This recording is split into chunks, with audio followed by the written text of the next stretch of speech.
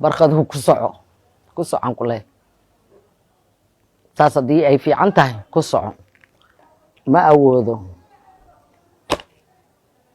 ra'iisul wasaaraha aan wasiirkiisa ahay inaan mushaarka xukuumadda aan wasiirkiisa ka ahay 3,000 ka mid ku soo diro saaxiibada kalena dib baan ugu celin doonaa xoolahooda adigana waxaan ilaahay kaaga baryayaa inuu xaqo ku tuso garabkaaga galo aan nasiib daro dadkaas dadka heybtooda dad kamida ayaa contributionka gaarigaaga wax ka bixiyay sidaad ii sheegtayna 9,500 ayaad gaarigaaga ku gatay waxaan andamacsanaana waa inaan $20,000 kuu soo diro maanta waxaan halkan ku hayaa 15,000 ka mid ah lacagihii aan soo aruuriyay oo muddo iyo agtaal waxaan la sugayay inaan ku daro 5,000 oo iyadoo 20,000 aan kuu soo diro in adeero lacagtan waxaa ka mid ah lacagta aniga aan ku daray digiina ad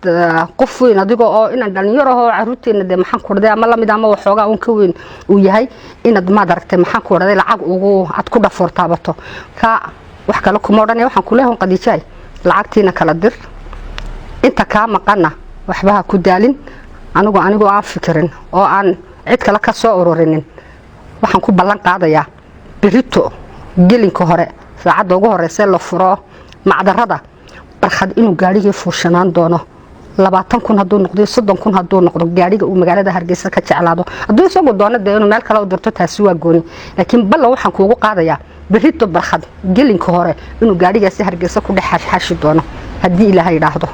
qaranka Soomaaliland uu ka mid yahay wax ma aragtay maxaan ku orday lacag yar yar loogu hanjabo maxaan ku dhahday iyo qaraadiis yar loogu hanjabo Soomaaliland iyo Hargeysa ciideeda lacaga Itoobiya bariga noo qaxnay maga rabaynin Ilaahay maxaan ku orday ku daro subhanahu wa ta'ala ya kalmade wixina lagu dacaydan jiray waad ogeyd oo la oran jiray dadkan ma qoladii maxaan ku orday lacagta sameeynaysa ka intaas oo qoran ku jawaabaya